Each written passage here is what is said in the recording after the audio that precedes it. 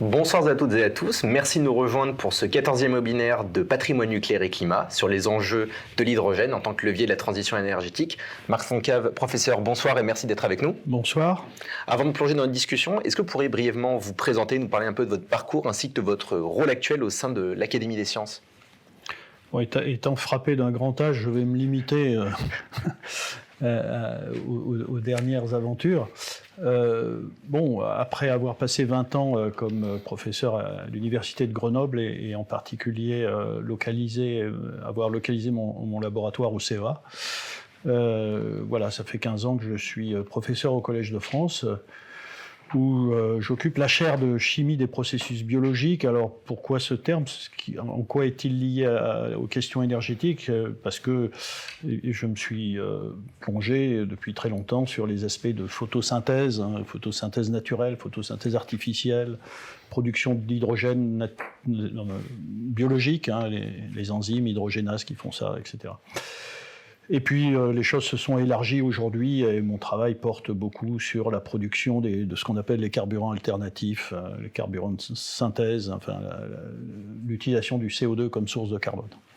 Voilà. Et je suis membre de l'Académie des sciences depuis un certain temps et je vais dire plus particulièrement, dans le contexte qui nous occupe aujourd'hui, je préside ce qu'on appelle le comité de prospective en énergie de l'Académie des sciences, qui regroupe tout un tas de confrères de différentes disciplines et qui travaillent à la réflexion sur les questions énergétiques et sur l'élaboration de rapports, le tout dernier étant le rapport sur l'hydrogène et un peu avant celui sur la biomasse et 2 ou 3 ans avant plusieurs rapports sur le nucléaire. Merci. Donc, comme c'est évidemment le webinaire de rentrée, je vais vous rappeler évidemment le programme du webinaire. Tout d'abord, je vais adresser une série de questions portant justement sur votre rapport de l'Académie des sciences sur l'hydrogène au professeur Foncave, ce qui nous permettra d'entrer dans les détails sur les méthodes de production, application, les défis auxquels aujourd'hui l'hydrogène va devoir face. Nous ensuite, nous allons traiter les questions que vous nous avez posées par l'intermédiaire de la boîte à questions que nous avons mise à votre disposition à l'occasion des semaines précédentes. Et enfin, c'est vous qui pourrez interagir avec le professeur Foncave par l'intermédiaire du chat en posant vos questions. Donc professeur, première question déjà, pourquoi un rapport de l'Académie des sciences sur l'hydrogène et pour répondre à quelle commande? Alors oui, pourquoi? C'est une bonne question, parce que des rapports sur l'hydrogène, il y en a un très grand nombre qui sortent régulièrement. Je pense en particulier, il y a 2-3 ans, un rapport de l'Académie des technologies qui fait aussi un travail formidable, un rapport sur l'hydrogène qui était très intéressant. Alors, je ne sais pas très bien pourquoi cette commande, mais en tout cas, il s'est avéré que le cabinet du président de la République a sollicité le président de l'Académie des sciences pour traiter un certain nombre de questions sur l'hydrogène.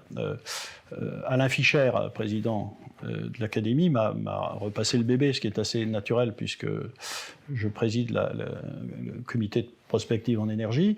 Et on s'est lancé, j'ai fait travailler le comité, parce que ce rapport, évidemment, aujourd'hui, c'est moi qui le porte devant vous, mais c'est évidemment le fruit d'un travail collectif, avec des contributions plus ou moins importantes. Je pense à Sébastien Candel, je pense à Thierry Poinceau, j'en oublie certainement, mais enfin, c'est tout un groupe.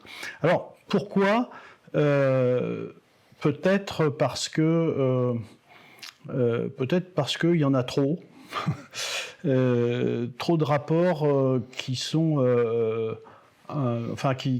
traitent pas la question de façon suffisamment objective. Et puis il s'avère qu'il y avait des questions comme l'hydrogène naturel que le cabinet voulait nous voir traiter. Mais il y avait les questions classiques, production, coût, politique européenne, etc. Donc on a fait ça. Je veux juste prendre 2 minutes pour dire la chose suivante. Notre pays possède une académie des sciences de très grande valeur. Et elle n'est pas assez appréciée. Je dois dire que, pour ce qui me concerne, et en tout cas pour les questions énergétiques, c'est la première fois depuis des années qu'un président de la République sollicite l'Académie des sciences. Je voudrais juste mentionner comme anecdote que il y a maintenant 7 plus 5, 12 ans, lorsque François Hollande est élu président de la République, nous allons avec Sébastien Candel, qui était à l'époque président de l'Académie des sciences, je suis avec lui, rencontrer le président et ses conseillers, et nous leur disons, vous avez une Académie des sciences, nous sommes à votre disposition, n'hésitez pas, il y a des compétences, et puis il y a une objectivité, voilà. Donc je vous pose la question, combien de fois nous avons été sollicités en 5 ans pendant ce quinquennat ? Oui, je pense que la réponse est 0. Ouais, voilà, c'est 0. Et ce fut 0 ensuite pendant 7 ans de la même façon. En tout cas, pour les questions sur lesquelles moi-même j'ai été concerné. Et donc, je trouvais assez satisfaisant que pour une fois, l'Académie soit considérée comme un partenaire pour traiter des questions qui sont effectivement éminemment scientifiques, pas que économiques et pas que technologiques, comme on va le discuter. Voilà, donc on s'est mis au travail et on a produit ce rapport qui est disponible maintenant sur le site web de l'Académie des sciences. Alors déjà, avant de rentrer dans le vif du sujet, je voudrais vous poser une petite question pour bien cadrer le sujet. C'est le vocabulaire et la classification de l'hydrogène. On parle d'hydrogène blanc, bleu, vert, jaune. Est-ce que vous pourriez un peu nous expliquer la signification de ces termes et leur impact justement sur les stratégies de production ? Oui. Je ne connais pas l'origine de ce coloriage de l'hydrogène. Néanmoins, c'est celui qu'on utilise aujourd'hui pour différencier essentiellement les modes de production de l'hydrogène. Et son état de carbonation, si je me permets. Je mets de côté tout de suite ce qu'on appelle l'hydrogène blanc. L'hydrogène blanc, c'est l'hydrogène naturel, l'hydrogène natif. On y reviendra peut-être plus tard, mais il s'avère que pendant très longtemps, on a dit, et on avait raison, l'hydrogène, ce n'est qu'un vecteur énergétique, ce n'est pas une source d'énergie. C'est-à-dire, on ne creuse pas et on trouve de l'hydrogène. Bon, ceci est maintenant remis en cause parce que, en effet, on constate que à beaucoup d'endroits de la Terre, y compris en France, il y a des dégagements d'hydrogène et celui-ci ne vient pas d'une action de l'homme, donc c'est de l'hydrogène naturel. On y reviendra, mais pour le moment, on ne sait pas comment le récupérer, on ne sait même pas quelle quantité il y en a, ce sont des quantités faibles pour le moment. Donc je le mets de côté. Aujourd'hui, la consommation d'hydrogène dans un pays comme la France, c'est à peu près 1 million de tonnes, c'est à plus de 95% de l'hydrogène gris. Alors cet hydrogène gris, il est produit essentiellement à partir d'hydrocarbures, le plus important étant le méthane. Donc on tire les atomes d'hydrogène du méthane et on fait de l'hydrogène gaz. Le problème, c'est que le carbone qui était dans le méthane devient du CO2. Donc 1 million de tonnes, c'est à peu près ce que nous consommons en France d'hydrogène, c'est 10 millions de tonnes de CO2. Voilà, donc c'est une partie importante des émissions de l'industrie et du pays. Ce plus de 95%, il faut bien noter que depuis le temps qu'on parle de l'hydrogène vert que je vais définir, c'est la même chose, ça n'a pratiquement pas bougé depuis 30 ans. Ce qui montre les difficultés de passer à l'hydrogène vert. À l'échelle du monde, c'est plus de 99% qui est gris. Alors, il y a un hydrogène gris qui change de couleur et qui devient bleu si vous mettez en place des technologies de capture du CO2 à la sortie de ces usines de transformation du méthane en hydrogène. Ça, c'est bleu. Pour ça, il faut avoir les technologies de capture à très grande échelle et pas trop coûteuses, évidemment, parce que ça rajoute du coût à l'hydrogène. Et puis après, vous avez 2 hydrogènes bas carbone, je dirais, vert et jaune. Alors, je dis tout de suite que dans le rapport de l'Académie des sciences sur l'hydrogène, nous avons volontairement appelé vert, nous avons supprimé l'appellation jaune et nous avons appelé vert tout ce qui était bas carbone. En l'occurrence, aussi bien énergie renouvelable que nucléaire. Parce que dans la définition européenne, disons, l'hydrogène vert, donc c'est de l'hydrogène qui est produit par transformation de l'eau en hydrogène et oxygène. Donc là, on retire les atomes d'hydrogène de la molécule d'eau et ça devient de l'hydrogène gaz, le sous-produit étant l'oxygène. Et pour ça, il faut de l'énergie, il faut de l'électricité, puisque c'est de l'électrolyse. Et cette électricité, elle peut être éolienne, solaire, mais elle peut être aussi nucléaire, ou hydroélectrique, enfin, tout ce qui est bas carbone. Donc, dans la définition stricte, vert, c'est énergie renouvelable, donc éolien, solaire, etc. Et hydrogène jaune, c'est quand cette électricité est nucléaire. Voilà. Je dis simplement que vous ne trouverez pas le terme jaune dans le rapport de l'Académie des sciences. On appelle vert tout ce qui est bas carbone, donc vert. Voilà. Et donc aujourd'hui, l'enjeu, c'est de passer de cet hydrogène gris à cet hydrogène vert. Voilà. Quels sont déjà, quand vous avez commencé en plus à travailler le sujet, les principaux constats et enseignements et perspectives justement que vous avez, qui étaient dans la commande justement qu'on vous a passé? Oui. Bon, alors peut-être la commande portait sur un certain nombre de sujets spécifiques, mais en gros, c'était traiter presque tous les problèmes qui tournent autour de la production et l'utilisation de l'hydrogène. On a rajouté, c'était pas indiqué, mais on a rajouté un chapitre sur la question de la sécurité, parce que il nous a semblé que c'était assez peu traité en général. Et là, on avait la chance d'avoir un grand spécialiste de ces questions-là, qui est Thierry Poinceau, qui est membre de l'Académie des sciences, et qui travaille à Toulouse, qui a son laboratoire à Toulouse. Voilà. Et donc, quels ont été au fond nos messages et nos conclusions?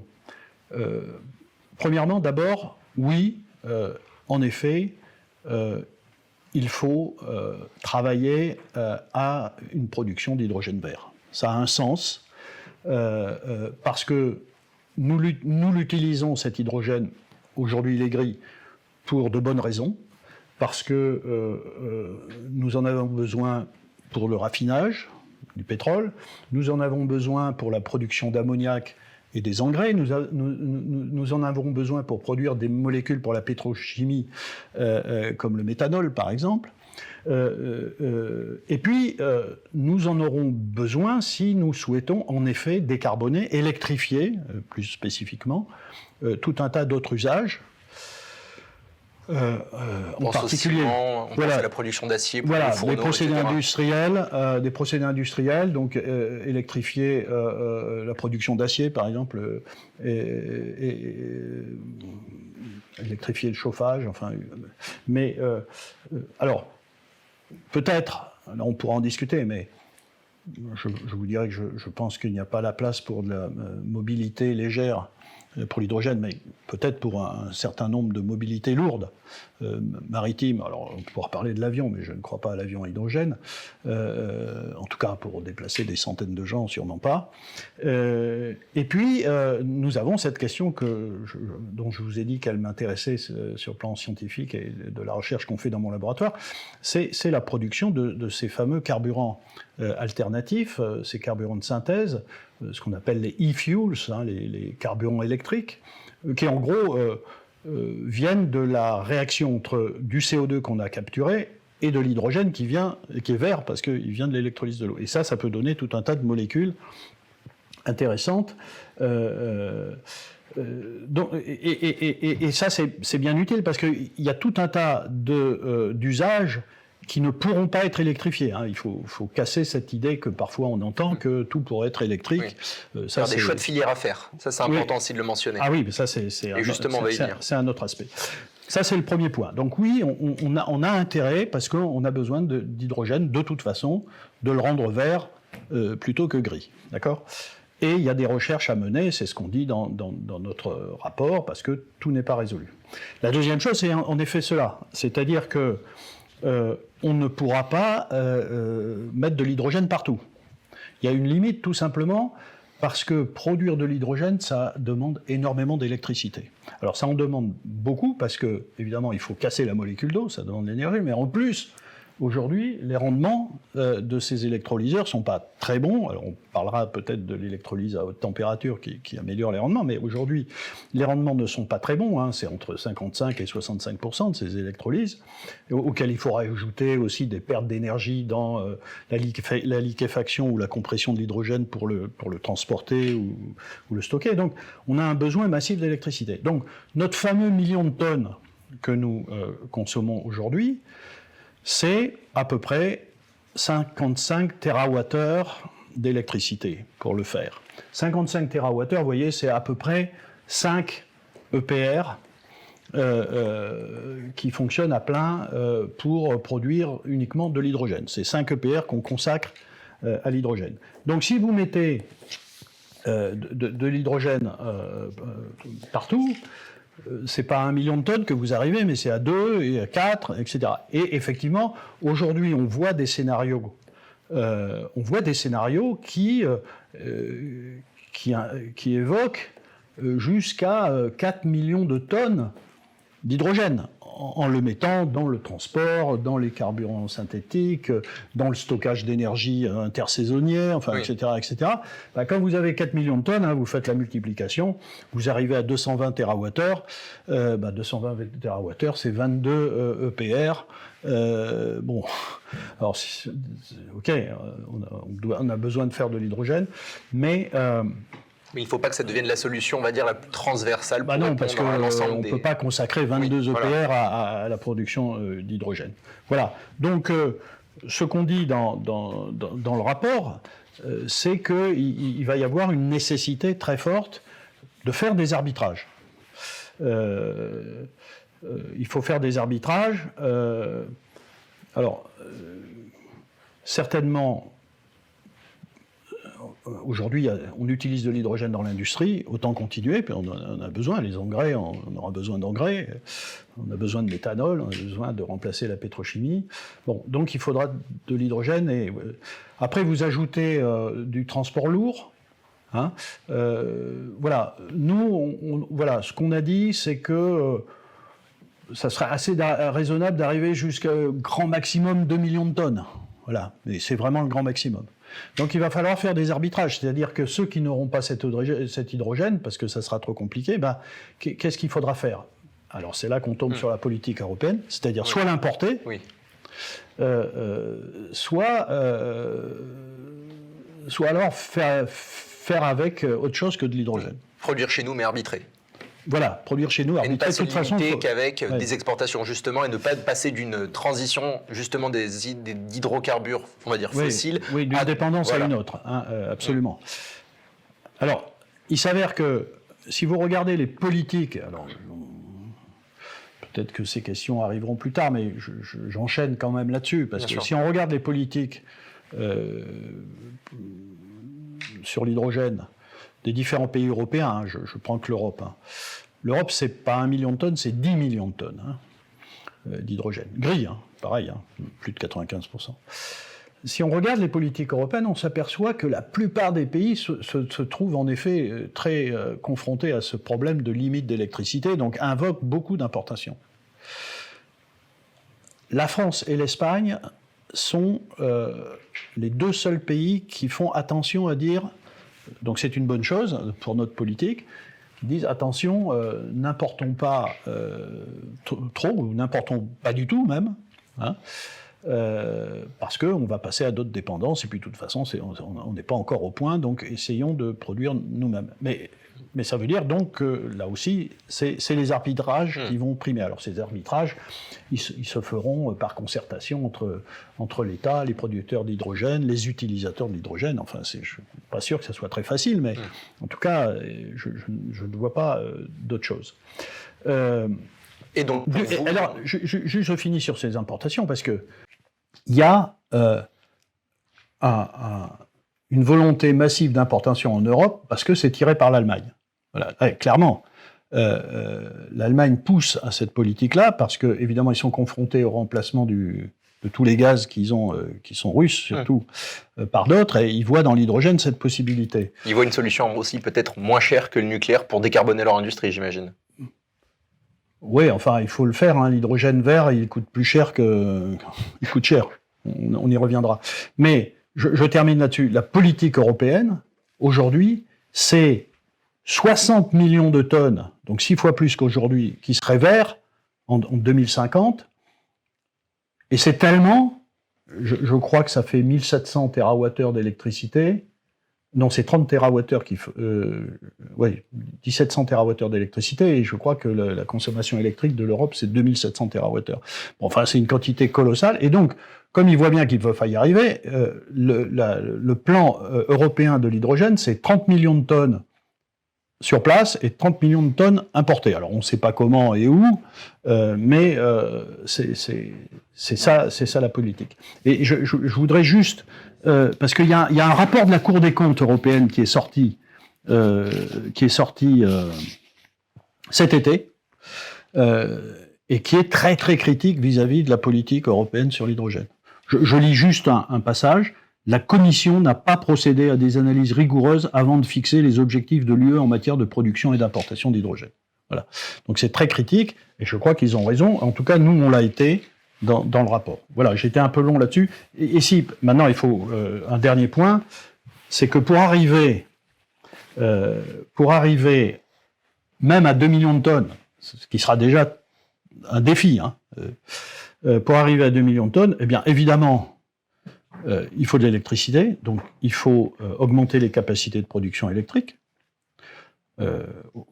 Aujourd'hui, nous consommons moins d'électricité, enfin la consommation électrique diminue. Il faut augmenter notre capacité d'électrolyseurs. Et là, on est confronté à des problèmes de compétition avec la Chine et les États-Unis. L'Europe compte très très peu dans le marché des électrolyseurs aujourd'hui.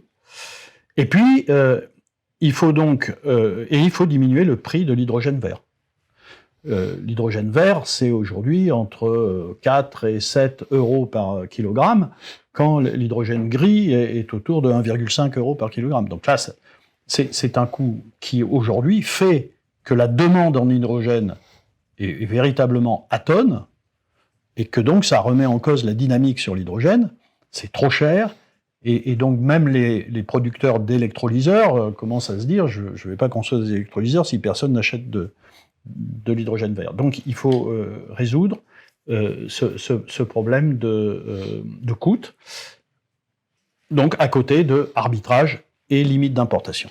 Eh bien justement, venons-en aux arbitrages. Une question, donc il faut des arbitrages sur, quand on reprend vos propos, sur l'intégralité de la chaîne de valeur, en fait, de la production jusqu'à la fin. Et donc ma première question, c'est déjà, en se concentrant sur la production, quelles sont selon vous les méthodes de production les plus prometteuses pour un hydrogène décarboné ?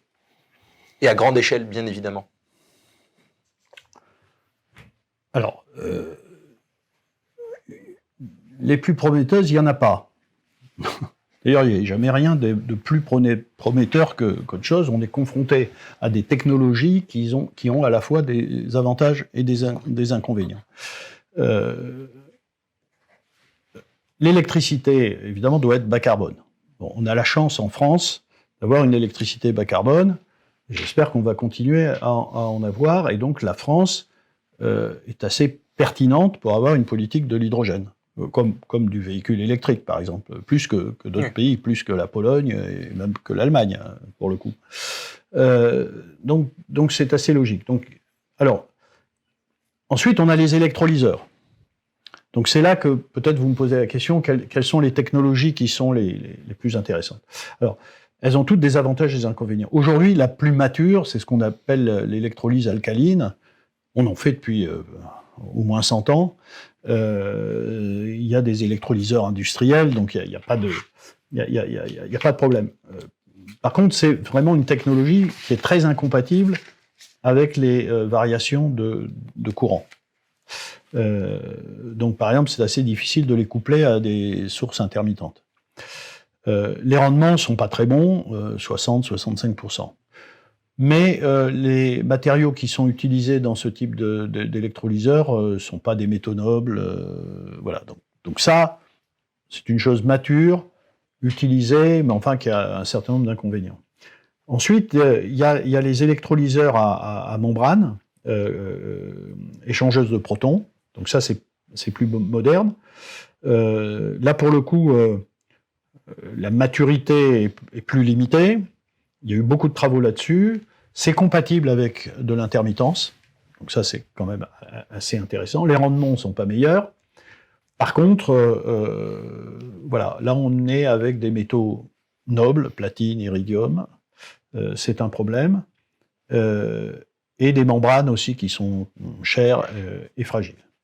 Et puis, il y a l'électrolyse à haute température qui est en train d'être développée, notamment en France, par une entreprise qui s'appelle Genvia, qui est une association de Schlumberger du CEA, qui vise à utiliser de la température pour améliorer les rendements. Et là, on peut atteindre des rendements de 85-90%. Donc ça devient très très intéressant. Mais c'est pas encore mature. Genvia essaye de mettre en place les premiers électrolyseurs de ce type-là. Donc vous voyez, ma réponse est non, il n'y a pas de la plus prometteuse, il faut traiter les trois et il faut essayer de voir comment on peut avancer.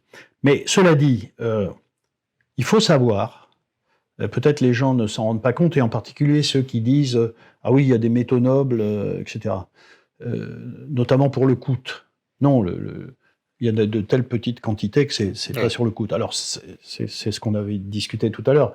Peut-être que ça a un impact en termes de disponibilité, en effet, des ressources de ce type de métaux, parce qu'étant nobles, ils sont peu abondants. Parce qu'ils sont peu abondants, ils sont nobles. Mais le coût principal de l'hydrogène vert, c'est l'électricité. C'est le coût de l'énergie électrique que vous mettez dedans.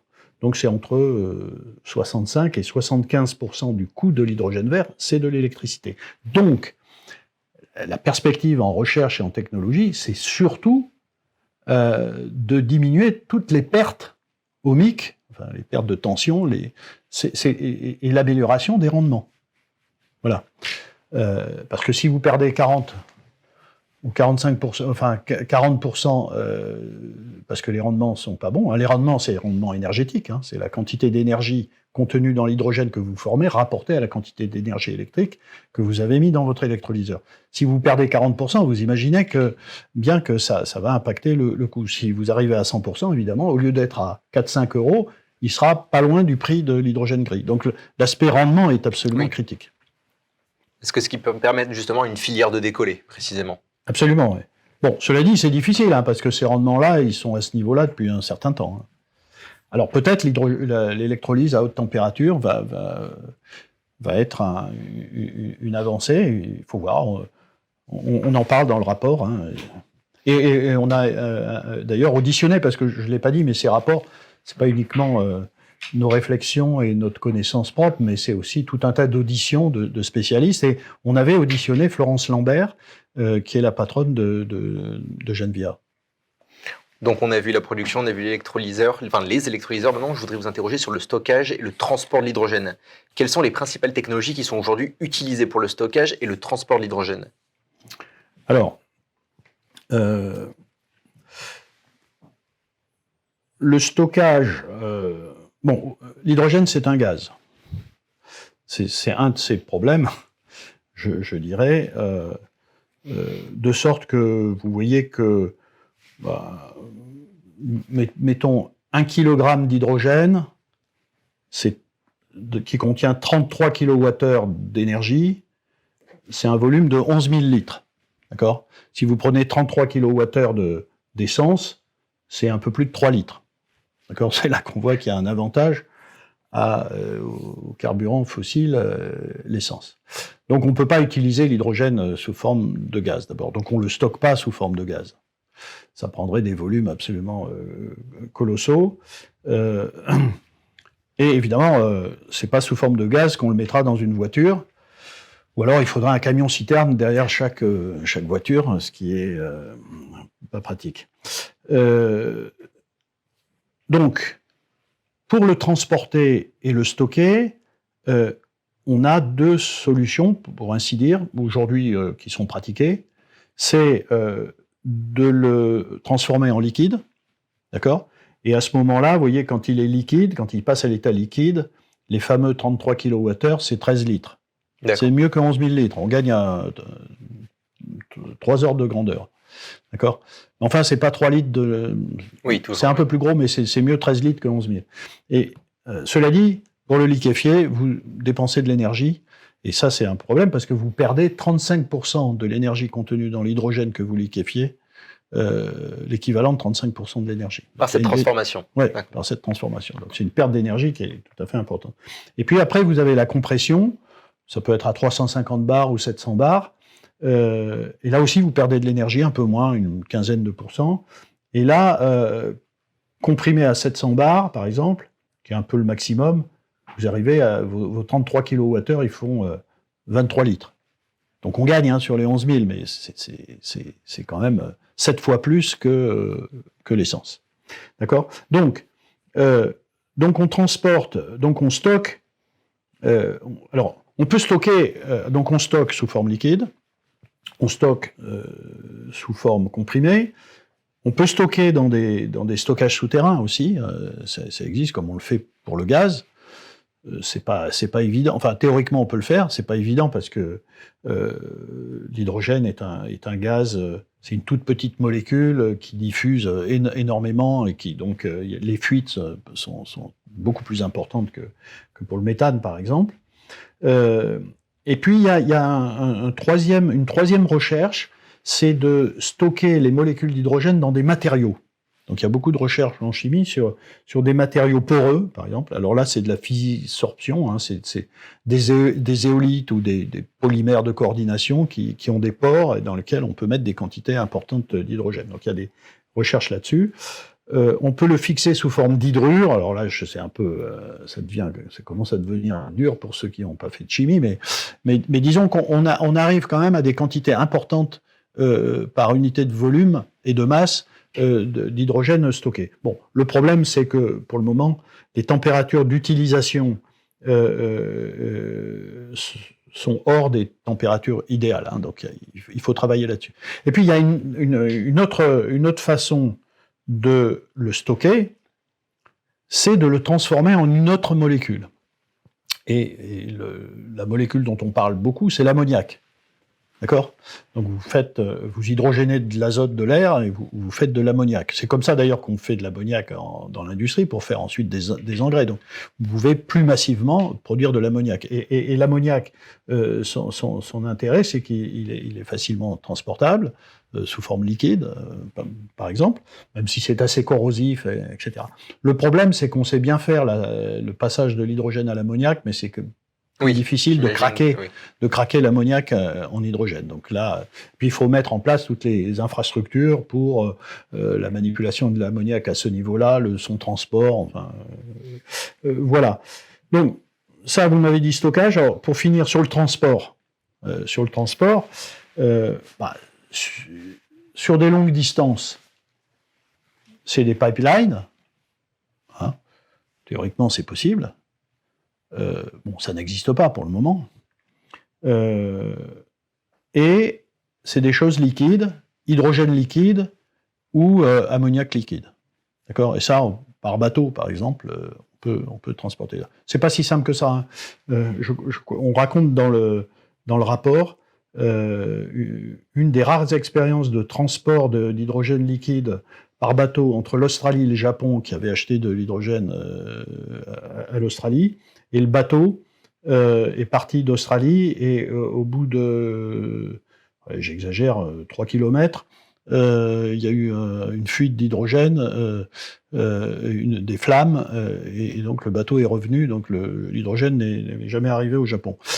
Donc, vous anticipez ma prochaine question sur la sécurité des infrastructures. C'est assez compliqué. Et puis, sur les distances courtes, on le fait déjà. Ce sont des camions-citernes, ce sont des bouteilles, ce sont des cylindres, voilà. Mais ça, on fait ça. Enfin, j'ai de l'hydrogène dans mon laboratoire. Il y a de l'hydrogène dans les systèmes industriels. Et Voilà. ces défis d'infrastructure, ils s'accompagnent de défis sécuritaires pour assurer justement une distribution à l'échelle industrielle sécurisée de cet hydrogène. Et justement, qu'en pensez-vous ? Oui. Alors, on a passé beaucoup de temps dans le rapport pour parler de cette question cette question d'hydrogène. L'hydrogène, comme je l'ai dit, c'est une molécule très sensible qui fuit facilement. Alors on peut l'éviter. Il y a énormément de travaux pour travailler à des réservoirs d'hydrogène sous pression ou liquide qui limitent massivement les fuites d'hydrogène, hein, qui dérivent de travaux sur des matériaux composites, sur des résines. Enfin, il y a beaucoup de recherches tout à fait intéressantes. Et les voitures à hydrogène qui ont l'hydrogène comprimé dans la voiture ont des réservoirs qui sont fiables. Enfin, il y a beaucoup de travaux là-dessus. Néanmoins, il peut y avoir des fuites. Et dès lors qu'il y a fuite, il peut y avoir une réaction très rapide avec l'oxygène. Et il peut y avoir des flammes, il peut y avoir même des explosions quand ça se produit dans des endroits confinés. Les flammes ont des vitesses qui sont 10 fois plus rapides que les flammes du pétrole ou du gaz. Donc il y a des vrais enjeux de sécurité. J'ai du mal à imaginer, si vous voulez, que cette question-là soit traitée facilement dès lors qu'on va exploiter de l'hydrogène à très grande échelle. Il faut savoir que les conditions dans lesquelles l'hydrogène est manipulé dans l'industrie sont extrêmement strictes.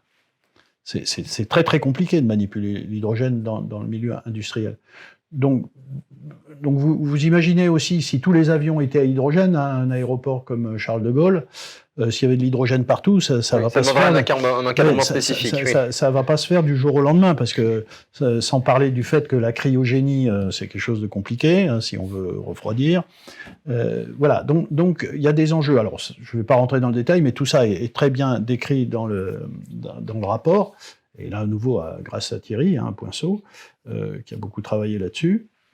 Donc je crois qu'il faut alerter sur cette question, à nouveau pour y travailler, mais en sous-entendant que on ne passera à des échelles beaucoup plus importantes, hors industrie, parce qu'à nouveau l'industrie, j'ai dit 1 million de tonnes, ce million de tonnes d'hydrogène, on le manipule, c'est ce que font les industriels. Mais hors industrie, c'est-à-dire les applications civiles. Oui. Ouais, les applications civiles, le citoyen moyen qui manipule de l'hydrogène, les aéroports, tout un tas de choses voilà, il faudra faire très attention à cela. Parfait. En plus, vous faites le lien justement en parlant d'applications. Ça serait pour vous interroger sur les secteurs industriels qui bénéficieraient le plus de cette utilisation d'hydrogène décarboné, notamment pour décarboner les principaux secteurs de l'industrie. Notamment, je pense par exemple à l'acier, notamment pour les hauts fourneaux, ou encore le ciment. Oui. Bon, je l'ai dit, il va falloir faire des arbitrages. Donc c'est la question que vous me posez. Qui bénéficieront à qui, justement ? On fait des propositions dans ce rapport. Ces propositions, au fond, je l'ai déjà un peu dit, c'est d'une part, il y a tout l'hydrogène qui est déjà utilisé et qui est gris, et qui est bien traité dans l'industrie. Alors eux, les industriels doivent avoir accès à de l'hydrogène vert, s'ils veulent décarboner cette partie-là, qu'ils savent déjà faire. Donc, je répète, c'est le raffinage du pétrole. Donc, en 2050, il y en aura encore. Donc, on aura besoin de le raffiner. Il faut de l'hydrogène. La production de méthanol, la production d'ammoniac pour les engrais. Bon, voilà. Donc ça, alors peut-être il y aura un peu moins de pétrole, mais au lieu d'être à 1 million de tonnes, on sera à 0,8 ou 0,7 millions de tonnes. Mais voilà. Ça, c'est une première chose. La deuxième chose, c'est ce que vous dites. C'est, on va électrifier, il faut électrifier des usages, il faut décarboner certains usages, et si on regarde, alors d'abord dans l'industrie, quels sont les matériaux qui sont les plus émetteurs ? C'est l'acier, c'est la production d'acier, c'est la production de ciment. On peut rajouter le verre, on peut rajouter la production d'éthylène. Hein, l'éthylène, c'est le premier composé chimique produit dans l'industrie chimique. Hein, c'est 200 millions de tonnes par an. Pourquoi ? Parce que c'est un précurseur de tout un tas de polymères, le plus connu et le plus direct étant le polyéthylène. Voilà. Donc, tout ça, tous ces procédés-là qui sont très énergivores et très émetteurs de CO2, eh bien, il faut envisager de les produire à partir d'électricité. Et j'appelle, et l'hydrogène, c'est de l'électricité, hein, puisqu'il ne vient que de l'électricité, c'est de l'électricité transformée en une molécule, stockée sous forme chimique. Au fond, l'énergie électrique qui a servi à faire la décomposition de l'eau dans l'électrolyseur, cette énergie chimique, elle se trouve dans la liaison hydrogène-hydrogène, hein, c'est là qu'elle est, et elle est stockée sous la forme d'hydrogène. Donc, utiliser cet hydrogène pour, en effet, faire de l'acier à partir des oxydes de fer naturels, hein, au lieu d'utiliser la stratégie actuelle qui est très émettrice, qui est un procédé charbon. Hein. Produire des carburants à partir du CO2, voilà. Alors cette partie-là, acier, ciment, et puis quelques-uns, on peut vous voyez, vous faites un petit calcul, vous arrivez à 0,5, 0,6 millions de tonnes. Hein. Donc vous rajoutez à 0,6, 0,7 millions de tonnes, vous êtes déjà à 1,2, 1,3. Et puis si vous rajoutez l'hydrogénation du CO2, hein, avec du CO2 capturé, pour faire des carburants liquides, e-kérosène, hein, kérosène de synthèse pour mettre dans les avions, par exemple, décarboner l'aviation, parce que pendant encore très très longtemps, les avions auront besoin de carburants liquides. Si on peut les faire à partir de CO2 et d'hydrogène, bon, vous rajoutez 0,5, 0,6 millions de tonnes, bon, vous arrivez en gros à nos 2 millions de tonnes. Tout le reste, voilà, tout le reste, déjà 2, c'est beaucoup. Hein. Tout le reste, il faudra que les gens trouvent autre chose. Mais après, c'est une décision qui va tenir compte des coûts, des alternatives possibles. Vous voyez, l'aviation, typiquement, enfin, je veux dire, on ne mettra pas de batterie dans un avion électrique, pour transporter beaucoup de gens. Enfin, moi, je ne monterai pas dedans, en tout cas. Et c'est pareil pour l'hydrogène. Il y aura des avions à hydrogène peut-être, mais qui transporteront 2-3 personnes. Voilà. Donc il y a des secteurs où il faudra vraiment des choses comme ça. Donc là, ça va être une négociation. Certains secteurs diront, bah oui, moi je peux pas faire autrement, et puis d'autres diront, bah j'ai des alternatives. Voilà. Et donc la question désormais, c'est celle de l'échelle de temps. À quelle échelle de temps justement cet hydrogène vert peut-il devenir plus compétitif que cet hydrogène gris ? Je ne sais pas, je ne suis pas devin, mais la lecture des rapports divers m'indique assez clairement que même à l'horizon 2050, l'hydrogène vert sera plus cher que l'hydrogène gris. Et que de toute façon, il y aura une disponibilité encore très grande des fossiles. Et que des tas de pays continueront à les utiliser et continueront à faire de l'hydrogène gris, et que nous avons à faire très très attention à ne pas nous embarquer trop vite dans des technologies trop coûteuses qui conduiront à dégrader notre industrie, dégrader notre compétitivité, comme on le voit déjà dans certains secteurs. Donc, je veux dire, il ne faut pas raconter d'histoire. Tout indique que l'hydrogène vert ne sera pas moins cher que l'hydrogène gris dans 25 ans. Je voudrais venir sur un point précis, qui est celui de la place de l'hydrogène dans la stratégie énergétique française. Quelle est sa place justement, et quels sont selon vous aujourd'hui les leviers, qu'ils soient financiers, réglementaires, etc., qui seraient nécessaires pour encourager son déploiement ? La France a une politique de soutien assez massif. Enfin, quand on regarde dans le programme France 2030 ce qui a été mis pour l'hydrogène, c'est très conséquent.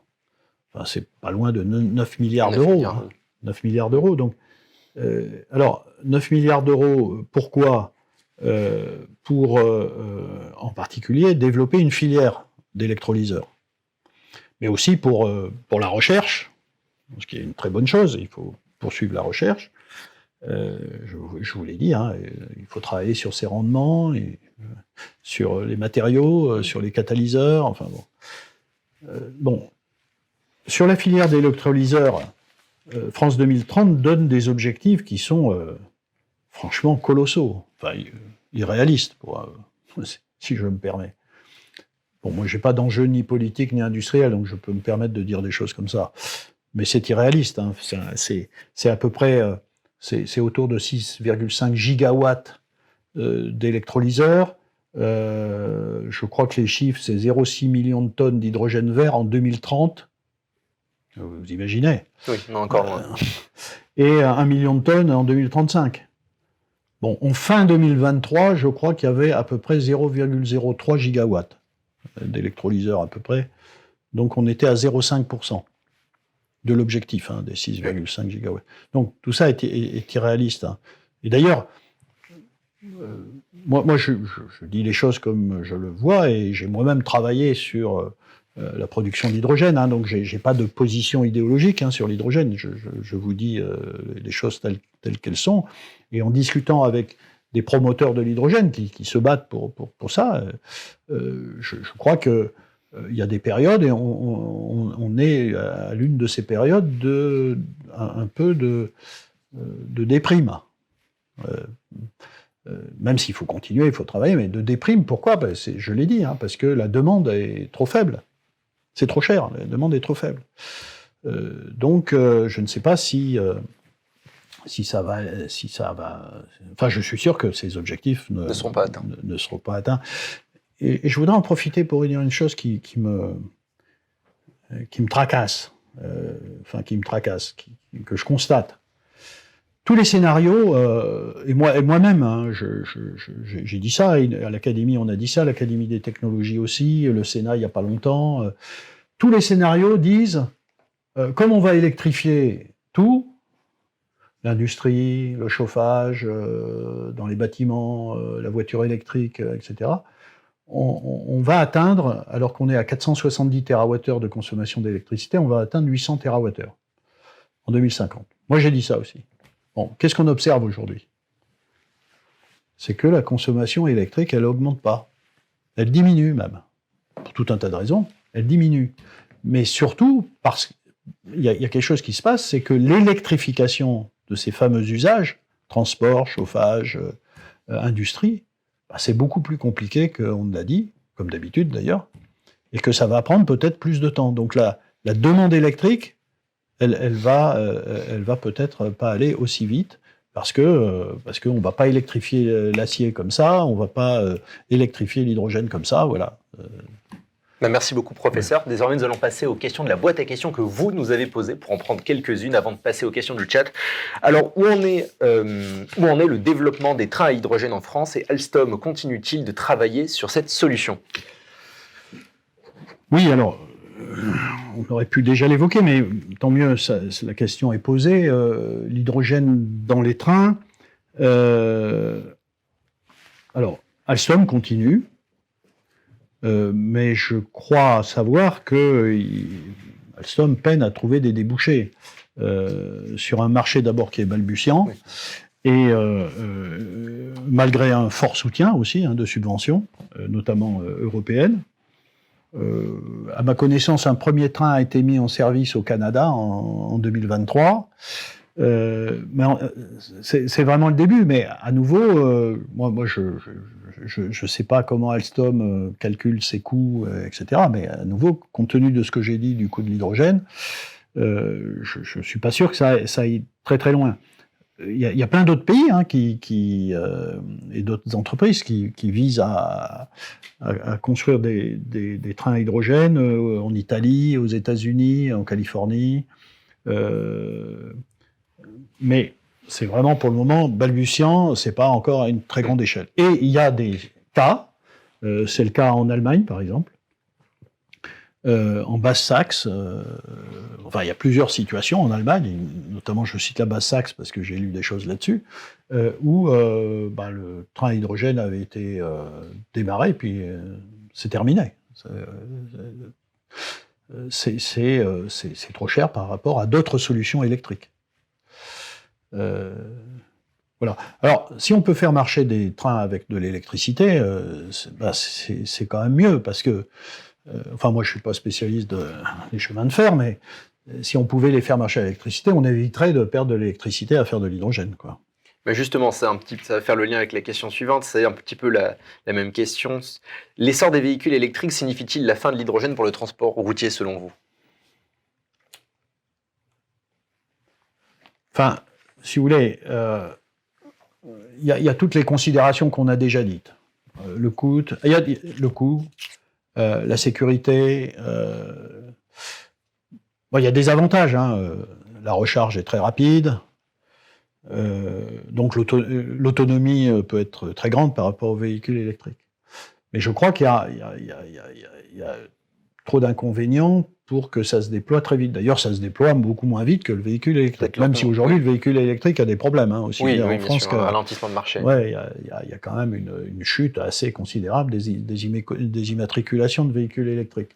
D'ailleurs, ce qui confirme ce que je disais tout à l'heure, à savoir que même l'électrification du truc qui paraissait le plus facile, à savoir le véhicule électrique, même l'électrification de son transport ne va pas à la vitesse qu'on a imaginé. Et là, ça ralentit. Donc c'est pas si facile d'électrifier tout ça. Mais j'ai du mal à imaginer que la planète soit recouverte de deux systèmes parallèles, un système de recharge électrique partout et sur toutes les voies, les autoroutes, etc., avec des voitures électriques, et à côté, parallèle, et en même temps dans les mêmes stations de l'hydrogène massivement pour tout un tas de voitures. Donc ça me paraît assez difficile à imaginer. Or, aujourd'hui, le véhicule électrique, les batteries, c'est parti. Même si c'est difficile, c'est quand même une tendance lourde du transport dans la plupart des pays, y compris la Chine, bien sûr. Donc, voilà, après, si tout d'un coup les gens de l'hydrogène trouvent des tas de solutions à tous les problèmes qu'on a évoqués, tant mieux. Mais je dirais que, du point de vue prospectif, je vois mal un déploiement massif du véhicule à hydrogène en même temps que le véhicule électrique. Eh bien, merci. Désormais, nous allons poser aux questions du chat en direct, donc n'hésitez pas à poser vos questions en live, nous tâcherons d'y répondre dans le temps imparti. Alors, première question. La disponibilité en eau peut-elle être un frein au développement de l'hydrogène vert selon vous? Non, je ne crois pas. Enfin, j'ai plus ça en tête. J'avais fait des calculs sur combien de piscines olympiques il fallait pour produire tant d'hydrogène. Je me suis amusé à ça, mais j'ai plus ça en tête. Non, je crois franchement qu'il y a suffisamment d'eau pour faire de l'électrolyse de l'eau. Enfin, en tout cas, c'est ce que mes calculs démontraient. Le problème, c'est que cette eau doit être parfaitement pure. Ça, c'est un autre aspect. Et que, pour le moment, les électrolyseurs ne supportent pas de l'eau impure. Il y a beaucoup de recherches là-dessus, de prendre des eaux moins pures, mais ça ne marche pas. Donc, voilà, il faut mettre en place, en plus, alors c'est des coûts supplémentaires, c'est des dispositifs supplémentaires, des systèmes de purification de l'eau. Mais non, je retrouverai les chiffres, mais en gros, personne n'est arrivé à la conclusion qu'il y aurait un problème avec de l'eau. Par ailleurs, il faut bien voir une chose, c'est que quand on brûle cet hydrogène, que ça soit en produisant de l'électricité dans des piles à hydrogène ou en faisant la combustion avec de l'oxygène directement, on produit de l'eau. Donc l'eau revient dans l'atmosphère et dans la sphère terrestre. Autre question. Vous avez dit que le stockage de l'hydrogène n'est pas compatible avec les productions intermittentes. Pouvez-vous expliciter cela? Non, le stockage n'est pas... non, ce que j'ai dit, c'est que certains types d'électrolyse, je ne suis pas sûr de bien comprendre la question, mais ce que j'ai dit, c'est que certains types d'électrolyse, notamment l'électrolyse alcaline, n'est pas compatible avec des variations de courant. Donc, le couplage, parce qu'il y a cette idée que nos parcs éoliens pourraient être connectés à des électrolyseurs et que directement, on ferait de la production d'hydrogène. Il y a des expériences qui se font. Moi, dans mon laboratoire, je couple des panneaux photovoltaïques à des électrolyseurs pour faire pas de l'hydrogène, mais des dérivés du CO2 directement par électrolyse. Mais donc, des choses comme ça se font. Mais si on envisage ça avec des électrolyseurs alcalins, ça va être très très difficile parce que les matériaux résistent pas suffisamment. Donc, il faut inventer. Si on veut faire le couplage direct, il faut inventer des électrolyseurs qui supportent. Donc la deuxième classe d'électrolyseurs dont j'ai parlé, l'électrolyse à membrane échangeuse de protons, supporte mieux ces variations-là. Donc c'est elles qu'on couplera probablement aux sources intermittentes. Voilà. Autre question. Professeur, est-ce que l'Académie des sciences a-t-elle une projection du besoin en électrique de la France en 2035 et 2050 ? Si oui, combien de térawattheures ? Oui. On s'est exprimé là-dessus à plusieurs reprises et on était même, on allait même, enfin quand RTE a sorti ces scénarios en 2021, notamment avec ce scénario de référence à 640 TWh, vous vous souvenez de ça? C'est scénario de référence. Et puis il y avait un scénario industrialisation qui était à 750 TWh. On a été plusieurs, moi-même je l'ai dit personnellement, mais l'Académie des sciences l'a dit, l'Académie des technologies l'a dit. Récemment, il y a eu un rapport du Sénat qui dit aussi 800 TWh. Bon, on est allé même plus loin en disant il faudra 800 TWh. Si on rajoute tout ce qu'on veut électrifier, on va arriver à 800 TWh. Bon, maintenant je me pose la question, véritablement. Donc tous les scénarios un peu qui pousse un peu l'électricité, 750-800. Pour le moment, peut-être que, oui, on va y arriver un jour à 750-800, je suis pas sûr que ça soit en 2050. À nouveau, parce que électrifier tout ce qu'on a dit qu'on veut électrifier, évidemment avec de l'électricité bas carbone, nucléaire enfin, pour la France, essentiellement nucléaire et un peu d'éolien et de solaire, tout ce qu'on veut électrifier est très difficile à électrifier. On le voit bien dans le cas de l'hydrogène, puisqu'on parle de ça aujourd'hui. Faire de l'hydrogène vert, ça ne se fait pas comme ça, c'est difficile. Électrifier l'acier, c'est difficile, etc. Donc la fameuse pente qu'on voit dans la figure de RTE qui va des 470 TWh aujourd'hui à 640 ou 750, cette pente-là, je ne sais pas si c'est la bonne. Autre question, la présence de polluants persistants dans les électrolyseurs à membrane, dont certains sont interdits ou en voie d'interdiction, n'est-elle pas un problème concernant le développement de l'avenir de la filière ? Oui, vous avez raison de poser cette question, c'est assez extraordinaire. On est dans une situation qui est quand même assez extraordinaire, puisque d'un côté, l'Europe pousse à faire plein d'hydrogène, et puis il y a tout un tas de matériaux qu'on interdit, notamment les fameux polymères fluorés, puisque je pense que cette question fait référence à cela. En effet, dans les électrolyseurs à membrane échangeuse d'ions, ces fameuses membranes sont des membranes échangeuses de protons qui sont des polymères fluorés.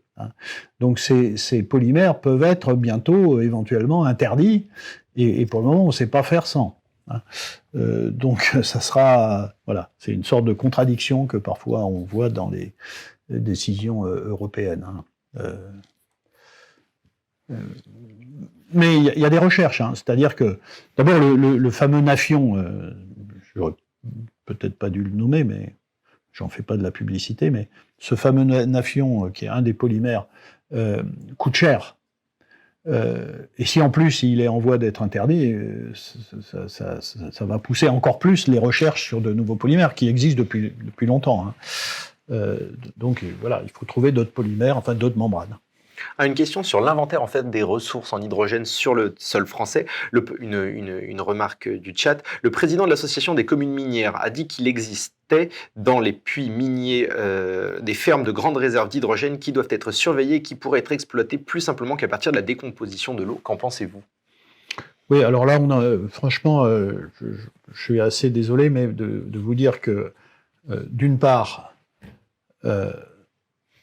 les annonces d'hydrogène naturel doivent être prises avec considération, et on ne dit pas autre chose dans le rapport de l'Académie, on dit quand même, s'il y avait des quantités massives d'hydrogène naturel dans le sol, évidemment, ça changerait complètement la perspective. Donc il faut regarder ça avec intérêt.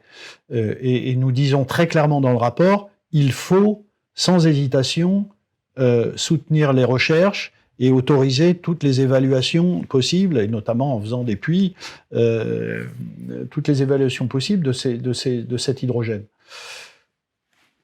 Mais là où j'ai commencé par dire, je suis désolé, mais aujourd'hui, effectivement, il y a parfois des annonces tonitruantes, mais on ne sait strictement rien des quantités qui existent réellement. Et en particulier, on ne sait pas. Alors, on sait maintenant un peu les mécanismes de formation de cet hydrogène dans la Terre. C'est en gros des réactions entre des oxydes de fer ferreux et du fer ferreux et de l'eau. D'ailleurs, c'est de la décomposition de l'eau dans la Terre. C'est en très grande profondeur parce qu'il faut de la température. Et ce qu'on ne sait surtout pas, c'est si cet hydrogène qui sort de la surface de la Terre, c'est de l'hydrogène moderne, c'est-à-dire qu'il vient juste de se former et l'hydrogène diffuse depuis les profondeurs et arrive, et il a été formé il n'y a pas longtemps, ou bien il vient en fuite de réservoirs type puits de pétrole, auquel cas ça serait intéressant parce qu'il y aurait des quantités massives qui se seraient accumulées avec le temps et il y aurait des grandes poches immenses pleines d'hydrogène. Mais ça, personne ne le sait. Voilà. Donc pour le moment, on n'est pas assez armé pour donner une évaluation des quantités d'hydrogène qu'il y a dans le sol. Il y a une sous-question justement sur l'inventaire justement des ressources françaises, c'est que pensez-vous de l'annonce du président de la République concernant la mise à jour du nouvel inventaire minier qui serait effectué par le Bureau de recherche géologique et minérale? L'hydrogène sera-t-il classifié parmi ces ressources? Alors, d'abord, j'ai une grande admiration pour le BRGM, qui fait un travail formidable, qui a pendant longtemps pas été traité à la hauteur où il l'aurait dû, mais aujourd'hui, il reprend de l'importance et il y a vraiment des gens formidables au BRGM. Il y a toute l'évaluation, en effet, des ressources minérales de notre sol. On s'est interdit pendant très longtemps de faire un trou dans notre sol et d'extraire des métaux, qui est pourtant riche. Oui, le dernier inventaire minier, pour clarifier, date à peu près des années 80. Voilà, c'est ça. Donc c'est une... Enfin, de mon point de vue, c'est une très très bonne initiative de reprendre cet inventaire. Alors, je ne sais pas. Par contre, je crois... J'avais invité Thierry Poinceau, le directeur scientifique, qui nous a parlé de ces affaires-là. Et sur l'hydrogène, je ne sais pas s'il sera inclus dans... Ça serait bien qu'il le soit. Oui. Est-ce qu'il est considéré, à sa nature juridiquement, petite question à Paris, il a quel type de classification? Il est juridiquement parlant, c'est une substance de mine, j'imagine? Je ne sais pas. D'accord. Désolé. Autre question, que pensez-vous de la production d'hydrogène par plasmalyse du méthane? Elle consommerait beaucoup moins d'électricité, mais en contrepartie du gaz naturel, sans émettre de CO2. Il y a 2 startups en France qui tentent le développement. Qu'en pensez-vous? Oui, j'ai regardé ça. Je crois qu'on le cite dans le rapport. Oui, il y a tout un tas d'autres stratégies possibles que l'électrolyse. L'électrolyse est très mise en avant parce que, au fond, l'électrolyse, c'est une technologie qu'on connaît, on sait faire de l'électrolyse. On fait des produits par électrolyse. Le chlore qu'on a dans l'industrie, c'est de l'électrolyse du chlorure de sodium. Enfin, je veux dire, on part pas de zéro. Bon. Néanmoins, il y a d'autres réactions chimiques qui permettent de décomposer le méthane, par exemple, en hydrogène. Il y a celle que vous indiquez. Je pense ça mérite en effet qu'on s'en occupe et qu'on fasse de la recherche, de l'innovation là-dessus. Je ne rentre pas dans les détails, mais si le bilan carbone et si le coût est moindre, évidemment, il faut exploiter ça. Il y a aussi la pyrolyse du méthane, qui donne de l'hydrogène, mais au lieu de faire du carbone sous forme de CO2, c'est du carbone solide. Après, il faut savoir ce qu'on fait de ce carbone solide. Mais bon, oui, il y a d'autres stratégies d'extraction des atomes d'hydrogène des molécules riches en hydrogène, qui sont essentiellement le méthane et l'eau, quoi. On va prendre une dernière question. Oui. On ne pourrait pas conclure sans parler de nucléaire, bien évidemment, chez Patrimoine Nucléaire et Climat. C'est quel est votre avis sur l'hydrogène produit depuis la chaleur d'une centrale nucléaire? Ce procédé est-il possible et serait-il, selon vous, compétitif et safe? Bah oui, c'est safe, bien sûr. Je ne vois pas en quoi il ne serait pas safe. Mais en effet, aujourd'hui, en tout cas, ce que je vois, c'est que la question des rendements, qui n'avance pas beaucoup sur les électrolyseurs plus anciens, enfin, le plus ancien étant alcalin, et le moins ancien, les membranes échangeuses de protons, c'est l'électrolyse à haute température. D'accord ? Donc, il y a quand même de la chaleur. Donc voilà, ce sont des systèmes qui pourraient être associés à de la production de chaleur, et typiquement, voilà, la chaleur produite par les réacteurs pourrait être exploitée dans ce contexte-là, et on fait monter les rendements. Hein, voilà. Donc, non, je pense qu'en effet, toute source de chaleur intéressante, le nucléaire en est, pourrait être couplée à des électrolyseurs pour faire monter les rendements. Merci beaucoup, en tout cas, Marc Foncalve, d'avoir été avec nous ce soir. Merci beaucoup pour vos éclairages. Merci à vous toutes et à vous tous pour votre participation ce soir. Nous nous donnons rendez-vous pour notre prochain webinaire. Et d'ici là, bonne soirée. Au revoir. Au revoir.